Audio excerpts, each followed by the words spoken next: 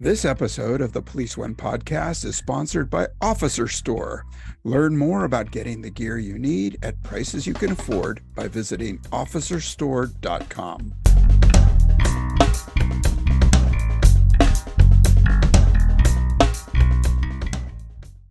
Hey, welcome back to Policing Matters on policeone.com. I'm your host, Jim Dudley, and you are listening, or maybe you're checking us out on YouTube, and we're there as well, and you could check out me and my guests. Well, today we're talking about leadership, and our guests are forward thinkers who are looking to open paradigms of police culture for both the police and the public. Jack Cauley was sworn in as a Castle Rock police chief in January 2012. He served more than 25 years with the Overland Park Police Department in Kansas, rising to the rank of lieutenant colonel. In 2018, Chief Cauley was presented with the New York Times bestselling author and motivational speaker, Simon Sinek's Igniter of the Year Award. Chief Cauley did this through the creation of his one-by-one policing philosophy, which we'll talk about today. It promotes building a safe and secure environment for police officers and staff so they're better equipped to serve each other as they encounter individually. Chris Hsiung was appointed Under Sheriff for the San Mateo County Sheriff's Office in February 2023, and prior to that, Chris was the police chief of the Mountain View Police Department. Chris is the founding board member of The Curve, a nonprofit formed by Simon Sinek, police chiefs and sheriffs from across the country with the mission of providing the most current leadership development and resources to forward-thinking leaders in order to modernize police culture from the inside out. Well, welcome to Policing Matters, Chief Cauley. Thank you. Glad to be here. And Under Sheriff Hsiung. Thank you. It's an honor. Yeah, it's great. I've heard of you both. Sheriff Hsiung, you're right close to me in my city, actually, and been trying to track you down, get you on the show for a while now. Glad you can make it. Thank you. Hey, and we're talking about the oncoming 200th anniversary of Sir Robert Peel, about finally changing our outlook on policing. Are we moving away, or are we still using those as foundational blocks for leadership in policing? You know, I think that's always going to have a place in the history of policing. As we all know, the Peelian principles, where the people are the police and the police are the public, are really still rock solid foundational. I think what it does serve to tell us, though, is how much have we changed since that time. And I think we all know in the profession of policing, we hear the adage, we hate change, right? And so I think there's a lot to be drawn from when we talk about our profession likes to be paramilitary, and we like to pattern our cultures and how we learn, what we learn, our leadership principles after the military. But if we take a closer look at the military, we actually can see that they are constantly adapting their cultures and their leadership, and they're constantly challenging their leaders to read and learn and kind of massage new ideas. And I think we've forgotten to do that as a whole in the profession. We enjoy being steeped in tradition, but we don't often kind of challenge ourselves as leaders to push ourselves of what we learn, how we can evolve and push the profession forward. I'd have to agree with Chris, and I think that the 9 Peelian principles are just as true today as they were almost 200 years ago. And I think sometimes it's important to look back at our roots and our foundational values and revisit them and ensure that we're still aligned with it. And certainly with those Peelian principles, I think it'd be beneficial for all of us to revisit them and ensure that we align ourselves with it, and we can even insert it into our leadership training. Yeah, and I think especially since 2020 with the challenges that we've had, then the main building block of earning trust with our communities is number one, or at least top of the list there. Absolutely agree. So leadership is the answer to just about every question about policing. On Police One surveys, it always comes back. Line officers keep saying leadership, leadership, leadership. We talk about leadership in all ranks, but do we do enough to train and educate our leaders? Now, we have continuing professional education for police officers, sergeants. We send lieutenants and even captains to post leadership schools. Are we doing enough for the command level officers? Well, I don't think that we can ever do enough because leadership is so important. And kind of back to what Chris was talking about is being cognizant of change. And I think that as we are students of leadership, we need to identify the fact that our world has changed. Our the officers that we lead today have changed, and our leadership style needs to change. And so I think that leadership is so important that we need to continue to focus on it, but we also need to continue to focus on what works. And I would also say that we shouldn't just focus on command or people who are in official leadership roles. I think starting leadership training early on and in the careers of the people that we lead is very important because we want to ensure that they're developed and ready to step into leadership roles, as we all move forward in our profession. Yeah, and what I'd add to what Jack said, which I agree with wholeheartedly, is if we take a gross generalization of how training is when someone gets promoted, right? We send them to these courses that generally are kind of checkbox courses to get a post certification so that we went there. And I hate to say it, but a lot of that training, is done by folks that have kind of retired from the industry and might not have updated their PowerPoints for the last 5 or 10 years, right? You're laughing, and I think we're laughing because it's true, right? So, I think if we look at other sectors, right, the private sector, even the military, the military has a reading list in order to get promoted, and they're constantly updating that with new and innovative thoughts from outside of their sectors, right? And I think that's really important for us as leadership is if we're just kind of preaching the same things that we've always done, there's a place for that, but I think that's only like one chapter of an overall curriculum that we really need to look at, what's our place in the world? What's the role of culture in an organization?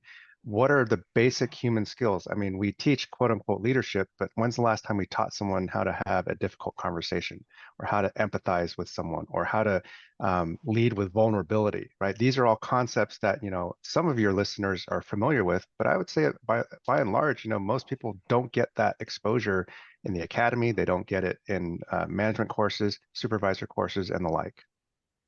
I think that's very true. And just to add on to that, just focusing on leadership training that may be presented outside the organization is fine, but there's a lot of things that we can do inside our organization as leaders ourselves to teach our young officers and our professional staff. And one thing that Chris and I have done in the past is hold book clubs, and that's an opportunity to take a book and use that as a springboard to talk about leadership, not only the leadership principles in a particular book.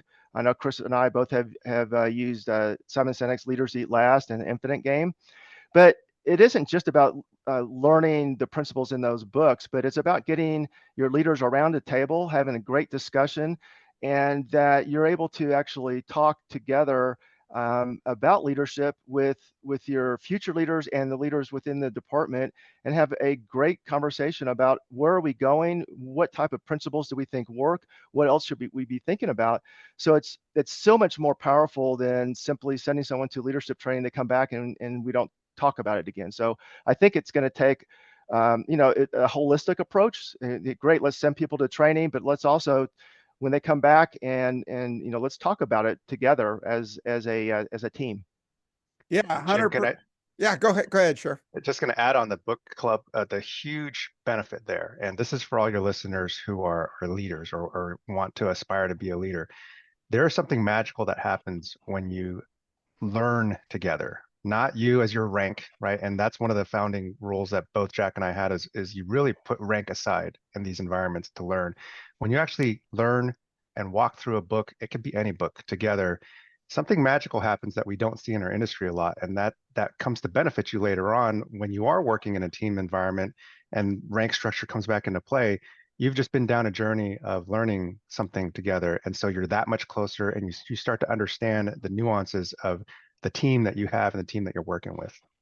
Yeah, 100%. And to unpack a little bit of what was just said, I started laughing when you described the old retired guys going in and holding these leadership courses.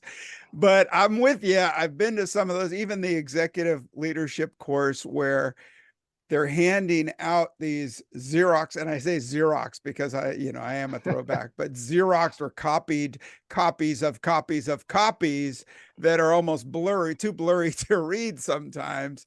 But I think we're moving from that. And I think, virtual reality training is a game changer, exposing leaders to situations that they might otherwise freeze at.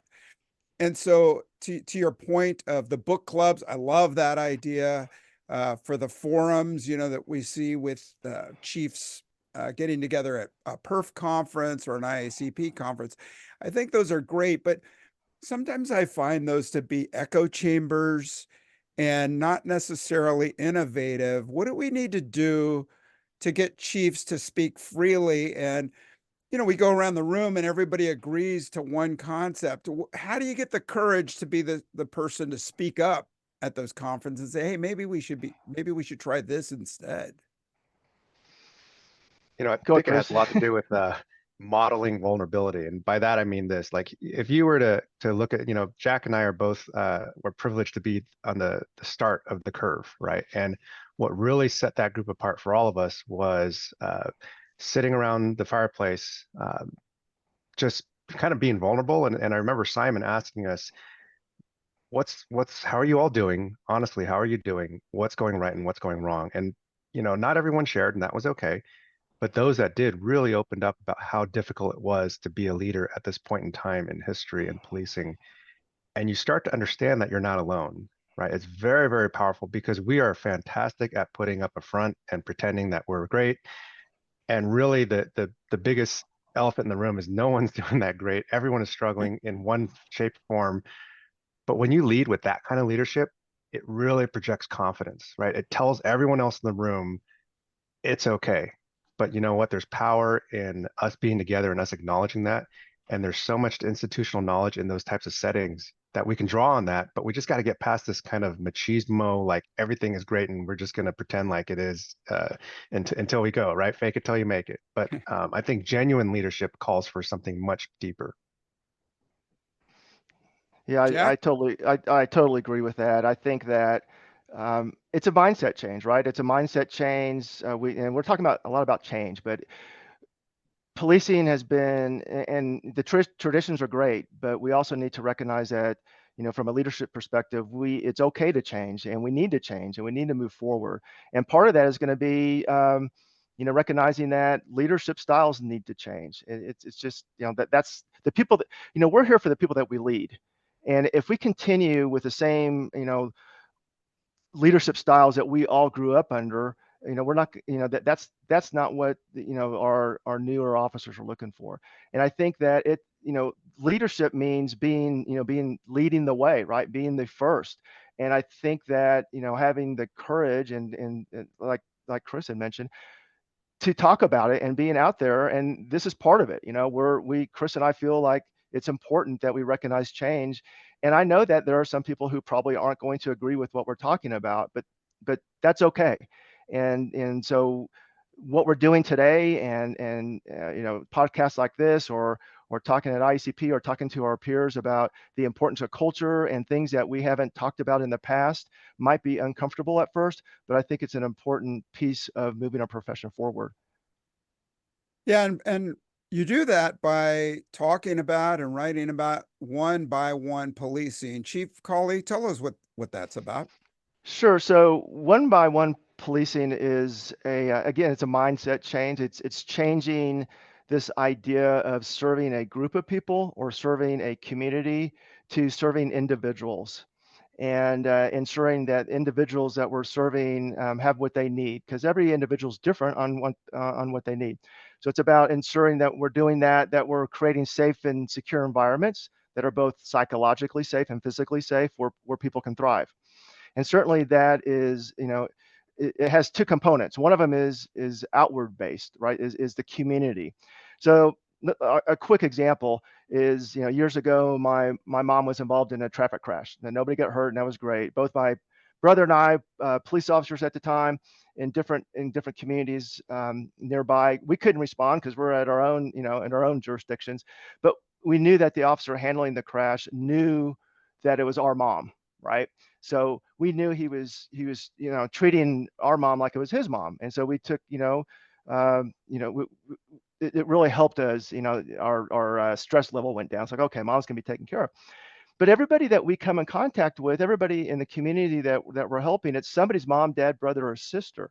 So the idea is that that our officers, mindset changes from, oh, it's a community member, to it's somebody's mom, dad, brother, or sister, and how would they want that officer to handle it if it was their mom? And if they look at it from that approach, then everything else is fine. If they forget to check a box on a report, fine, we'll go back and fix it, because that's okay. But just it's that mindset of being empathetic and compassionate to individuals, like you would want people to handle or treat your family members. But that the one-by-one policing actually starts within our department, right? So as leaders, it's important for us to to serve our individuals, our team members with as individuals, so that they get what they need, so that they can thrive, so that they can have a safe and secure environment, both physically and psychologically. And as a policing profession, we haven't really talked about psychological safety very often, right? It's somewhat of a new concept for us, but it's so important in today's world, especially when we're talking about officer wellness and the importance of that. But the whole idea is that when we have we have created a healthy workplace, a healthy culture, that police officers and professional staff who work in that environment are best able to go out into the community and serve the community, and to ensure the community is safe. Though in a nutshell, that's what one-by-one policing is all about. Yeah, and so that you're talking about empathetic leadership, right? And so I'm wondering about training, and Sheriff Hsiung, maybe you can jump in here about you talked about the paramilitary organization, and certainly we do that in our police academies. Can we expect this sort of order and command presence training equate to being empathetic on the street? Are we preparing officers to do that? I think what falls short is we often tell our officers, yeah, you should be empathetic to the public, but we don't model that internally when we treat the way we treat, our staff, right? And I often, when I teach, I ask the room, how many of you have worked for a boss who's perfect, right? And who, just carries himself like it's terrible. No one likes doing it. And the biggest secret in the room is, well, they're not perfect, because, behind, when the officers meet up, they're going to be pinpointing all the mistakes he made. So let's flip that around. And I remember the very first command staff meeting I had as a brand new chief. I looked around the room and I said, hey, we're all going to make mistakes. I'm going to make mistakes, and we're going to make them together. We're going to fall forward, and it's okay, because I have a complete confidence in everyone here in the room that no matter what gets thrown at us, one or more of us has the experience or the knowledge or the wisdom to get us through that, right? That resetting of vulnerability and empathy makes it okay to fall forward, right? I always told people, especially when I was a FTO, I go, I'd rather you make the mistakes now. I want you to make the little mistakes, because that will keep you from making the colossal mistakes that will jeopardize your career, get someone hurt, or something like that. But again, in this profession, we like to pretend that everything's great, everything's perfect. The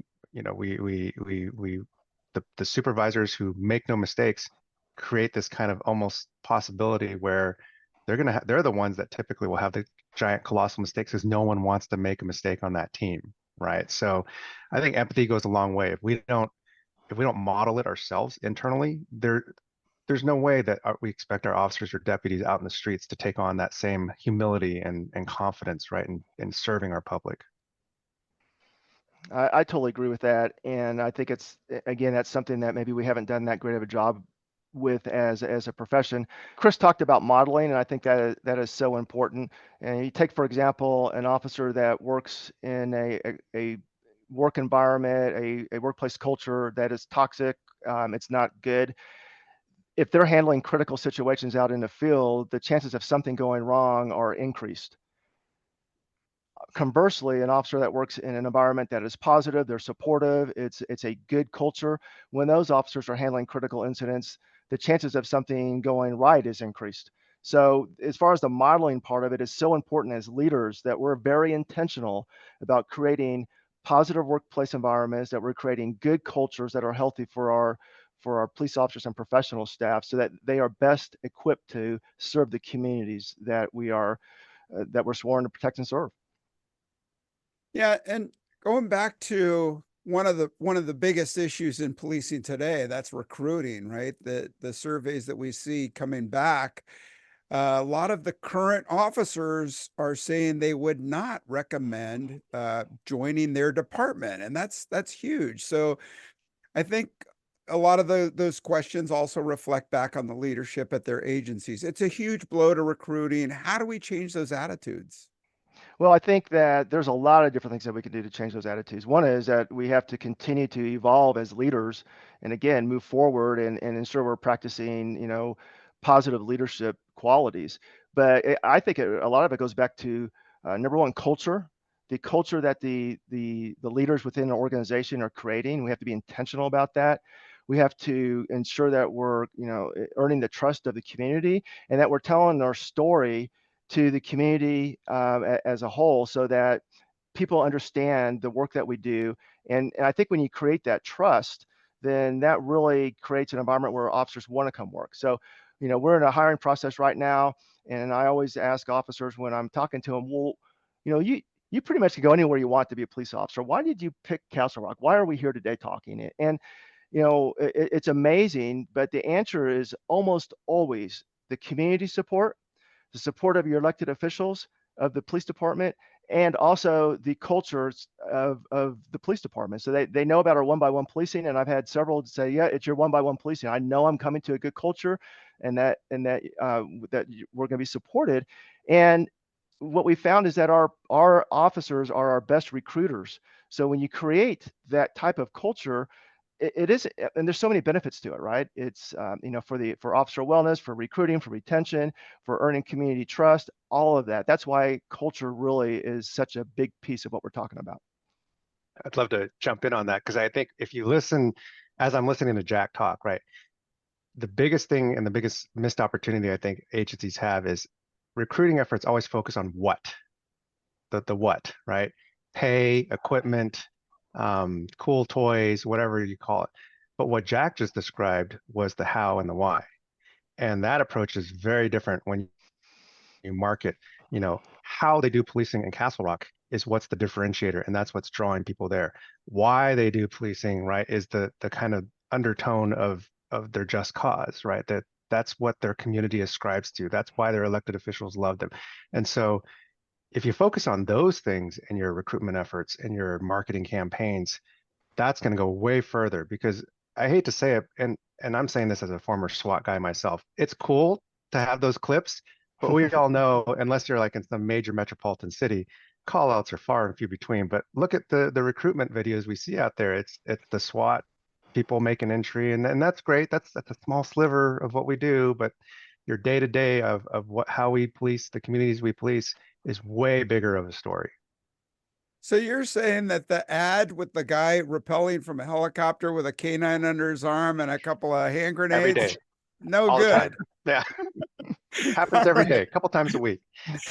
All right. Well, I want to talk about developing leadership at the department level, but first I'd like to take a quick moment and thank our sponsor, Officer Store, equipping protectors with passion. That's how we operate, and it's how we live. We understand that having the right gear can mean the difference between life and death. Our goal is to get you the gear you need, when you need it, at prices you can afford. Visit us at officerstore.com. And we're back, and I'm speaking with Chief Jack Cauley and Under Sheriff Chris Hsiung on leadership. And Sheriff Hsiung, tell us about empathetic leadership. How can we use it to gain confidence by veteran officers and new recruits as well? Well, I think we've alluded to it before where, you walk into a room and we've seen this leadership style a lot, right? the top-down authoritarian, heavily based on rank, heavily based on title or tenure, right? And I hate to say it, but a lot of our cultures, what happens when we invest all this time and energy in a recruit? We get them through the academy, they hit our front step, and they hit the FTO program, and they're belittled. They are uh, hazed and kind of like, hey, rookie, sit there in the corner. You're seen and not heard. And Jack tells a story of, you contrast that with how engineers at like Airbnb are treated. Like in the Silicon Valley, engineers are revered, right? And they fight for them. And when they get there, their first onboarding experience is just the company knows that this is the core of their product line, right? In many ways, our recruit officers are the core of our police, right? They're the frontline folks. And what do? We do the opposite, right? And we kind of make them feel terrible. But I think empathetic leadership is what I described before, where and I loved doing this when I was a chief, was I would go visit the police academies and I'd visit our recruits and I would bring them lunch and we'd sit down and typical academy settings, everyone is bracing, they're standing at attention, and the first thing I would do is say, hey, look, the stars are not here, I'm just here to check in on you. How are you doing? Are you, how's your family doing in this experience? Are you able to spend some quality time with them? Are you, that's what it's about, right? And I don't know how the academy directors feel about it, because I'm chuckling, because all the other recruits, you can tell they're all looking like, what in the world is this chief doing talking to their recruits? And it's a first name. I purposely make it a first name basis thing, because I want them to know that I'm genuinely caring about them as humans. And I will tell them, family comes first. This job comes second. You're hearing it right from the top. And because I believe firmly that if things are good at home, things are going to be good at work. And if things are not good at home, it's going to affect the work product. So it really does take leaders at every level to model that type of environment, because you're going to create the environment and your people are going to thrive in, right? Your job as a leader is not to create carbon copies of yourself. It's to create the environment so that people can thrive and grow to be the leaders they're meant to be with the talent set that they have. And we're all different, right? A true mark of a leader isn't creating little clones of yourself on a team, which we've seen that before as well. And it's not to out arrest your whole team and have the highest stats. It's really to provide that support, that environment that people just thrive and they love coming to work, right? That's the key, is when you tap into that and it's okay for them to go chase their dreams, and it's going to benefit the department, it's going to benefit that team, and the community is going to love it. So true. I'll just jump in real quick. So when Chris told me about going to the academy and have lunch with them, I thought that was a great idea. So we started doing it, and it's the same thing. We walk in and the other recruits are going, well, what happened? How come your chief and the commanders were there or whatever? And it's really cool. And they really, it's a small gesture. It really didn't take much. We went up there, had lunch, and left. And but it really meant a lot. And it's just things that's modeling that piece of it. And back to what Chris was talking about on onboarding new people and how it relates to the technology sector. It's true. The technology sector on software engineers, for example, they'll come in and they're treated very well on day one.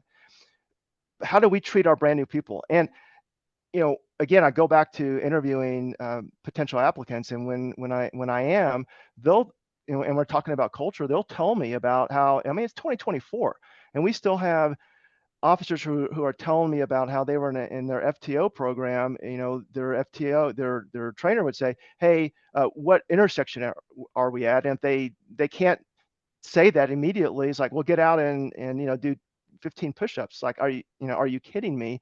But that's a contrast of what we're doing. And I think that listeners may be wondering, well, what are some immediate things we can do? One of them is find out how your FTO programs are working. How are your brand new police officers being treated within an organization? Be intentional about asking those questions and ask them, hey, how are things going? But I think that small intentional act could be something that a chief might find out. It's like, oh, now what happened? Or, are we hazing our people? And it could be little things. We have to get away from that. It's another example of moving away from some things that we've done in this profession that can make a difference. Yeah. And I think, Chris, you talked about, the approach and first name basis and all that, but more importantly, the family life balance. And that really resonates with today's recruit, the Gen Z recruit who says, hey man, I don't want to if I want to join the Army, I join the Army. And the work-life balance keeps coming up over and over again. They don't want to seek the identity that they are becoming this uniform. And so I think that's a great approach, especially for our new people. So you go ahead. No, I was just gonna say, and I think there's that adage that you kind of see or hear about is that, everyone you deal with is generally dealing with something that they're not talking about or sharing about. And that applies to our employees, that applies to our teams, right? And so when you acknowledge that, and you might have some listeners out there going, oh, this is a soft brand of policing or whatever. You go, it's not, it's always been there. But, we see this like, we know what happens with alcohol and divorce rates and everything like that. And the time has come to acknowledge that and to really start caring for our people. Because, you look at most of the disenfranchised folks, it really comes down to there's something going on that we're just not peeling that onion back and addressing. Yeah, yeah, for sure. And in that vein, how do we respond better to the criticism that we're seeing in the public and in the media? What's the leadership role? What's the message to the troops or at a community meeting, say? Well, Chris is the PIO guy, but I'll weigh in. I think that number one, we have to be transparent. We talk about that a lot, but we have to be transparent. We have to be honest, and we have to admit mistakes if we make them. But I think that when we earn the trust internally and earn that trust externally, that's the first thing that has to happen. And I think that then that's your building block on moving forward. And I think that, again, a profession, we tend to maybe not want to talk about things, if you will. And I think what we're finding is talking about it more, being more humanistic, being able to connect to people is so important. So I think that, we're going to have criticism. Some of the criticism is actually warranted. Some of the criticism isn't warranted, but maybe it's because people don't understand, because we don't talk about it. We don't explain, let's say, a body-worn camera footage. We don't explain, well, what happened here, and the fact that what you're seeing on the body-worn camera footage isn't exactly what the officer sees. So it's some of it's just about educating. But so I think being transparent, educating, and admitting our mistakes and talking about it and moving forward is important. I think that internally, again, that trust component is so important, and also supporting the officers, supporting your team, and being there for them when we make mistakes. Okay, you made a mistake. Let's move on. Let's work together on it. And I don't know. I think we just have to be more humanistic. We have to be more connecting with our officers on a human level, and the same way with our community members. The biggest missed opportunity is when people feel truly heard or not, right? So a lot of times in a press conference setting, you might hear the chief get up and say something like, well, what happened. Here's the factual parts of it, but they're good cops, right? And that's true. All of that's factually true. But you have a community of concerned individuals or whatever, and they're coming with their concerns. They don't want to be thrown facts thrown their way. They want to be heard. And that skill of just kind of any sort of basic communication, whether it's one-on-one or one to the whole public, is to really understand. And it's a skill that needs to be exercised and trained, and you grow on it. But that skill of making sure that people feel truly heard, that's the first step of any sort of like negotiation or tense moment or de-escalating something. And we did this in Mountain View when, in the summer of 2020, people had a ton of concerns. We could have gone into those community meetings talking about how we've done all this training and how we've ascribed by post standards. But we sat there in a room, and I instructed my officers before that to say, what's really important here is that we listen, we honestly listen, and we don't form a defense or a rebuttal as soon as, when we throw down all the tactics or the trainings we've gone to, but just to listen. And it's really amazing when that happens is that, and we tell them it's okay to get a little uncomfortable. We as a society, we've forgotten how to disagree with people, and that's a skill as well. But when you teach that and you're there with your officers side by side, and you go, hey, let's just listen to what you hear, what your concerns are, and then you're it, and I mean everything, your body language, your nonverbal cues. You can't just be up there and kind of like rolling your eyes, right? It's that's true leadership, right? And that's what the public demands, and they're rightfully so. They should demand that of our leaders and of ourselves. Yeah, that's really tough too for cops to be listeners because, we're trained to go out to situation, assess, do the OODA loop, observe, orient, decide, and act, and get the heck out and go on to the next one. So counterintuitive for a lot of cops to just sit there and listen. So being respectful of your time, I appreciate the time you're spending with us today. Last wrap up, and that is that you guys are futurists. I see it in your billing. You're both futurists. What can we expect over the next 5 years? Make it easy. What's happening over the next 5 years? Are things going our way, or are we one step away from the next critical incident? How are we doing? What's the pulse? I'll jump in. I'm very optimistic about where we are and where we're moving. I really am, and not just from a leadership perspective, but also the new officers that we're bringing on. I think they're really embracing the purpose of police, which is to protect the vulnerable from harm. And I think as long as we as leaders can pay attention to that and ensure that they're getting what they need, I think we're really at a good point. And actually, in a way, I kind of wish I was starting now, because there's going to be some really, I think, exciting things happening. But I think where are we going? Technology is going to continue to play a major role in how we do business, and I think we need to make sure that we embrace that. So ensuring that you are creating a culture of innovation, that it's okay to try something new, and if it doesn't work, then that's okay. Move on to the next thing. And what we found is the officers embrace that wholeheartedly.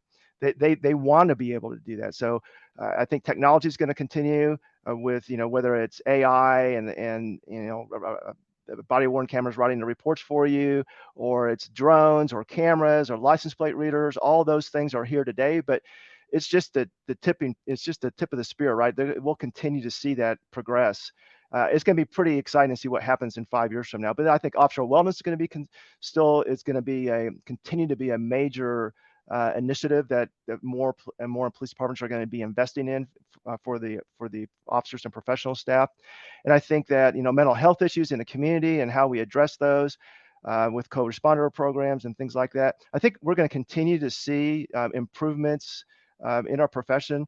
If you think about it, the last 5 years, what we've seen in the last 5 years is pretty significant versus what I saw in the first 5 years of my career, which wasn't a whole lot of movement, right? But we've seen so much, and I'm really am excited to see what we're going to see going forward. But it's going to be good. I'm optimistic. I guess for me, you can't talk about the future of policing without talking about AI, right? And so there's a lot of that, and it's like, how does that affect us? And that's probably a whole new podcast topic for you.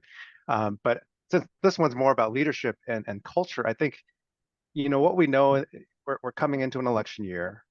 If we look at the past and we know that, foreign countries have tried to interfere and create dissension. I just saw a bulletin the other day about how there's, actively other governments are trying to really get things broiling, right? So we're going to see civil unrest, right?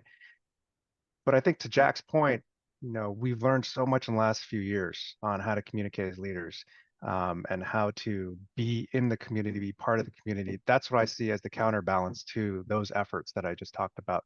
But what's really exciting is, as Jack and I have kind of gone around the country and put on these talks about culture, more and more you see the people who hang out after the talk, and there's a line forming, and they these are leaders, these are the IACPs, the perfs, the whatever convention or conference we're at. And it's great to know that there's a groundswell, almost a grassroots effort of leaders, a new generation of leaders who understand the importance that culture plays and understand their new role. Because as you look across the country, most of the chiefs and sheriffs and command staffs, they're all pretty new. They come to the table with less time on than their predecessors did, right? That's just a generational thing. but there's opportunity in that as well, right? New thoughts, new ways to lead. And so I'm excited, like Jack, and it's great. It's a great time to be a leader. This is the time that I think your listeners, and you don't have to have rank to be a leader. Just I want to put it out there. You can be an influencer on your teams, and you're sitting there and you're thinking, what my chief or my sheriff doesn't think this way. Well, that's great. Create that environment on your own team then, and your admin will start to recognize the amazing things that you're doing. Nice. Well, great wrap up. I totally appreciate it. And I agree with you both about the leadership, about, that leaders are really embracing change, and the AI, of course. We're looking at Axon's draft 1. I just wrote an article about it. And I think in order to fill the gaps of our personnel shortage, that we're really going to have to depend on some of those things we just talked about. Hey, thank you both for being on the show. Chief Jack Cauley and Under Sheriff Chris Hsiung on leadership. And we could find you on The Curve, and we're going to see some of your articles in links in the show notes below. Thank you so much for spending time with us today. Thank you, Jim. Thanks for having us. Yeah, thanks for the honor. All right. Well, hey, listeners, hope you enjoyed today's show. Check out the links and find out more about what the chief and the under sheriff are doing. And think ahead, think about what we're talking about today, and drop me a line at policingmatters@police1.com, policingmatters@police1.com. Love to hear what you're saying. All right. Take good care, stay safe, and hope to talk to you again real soon.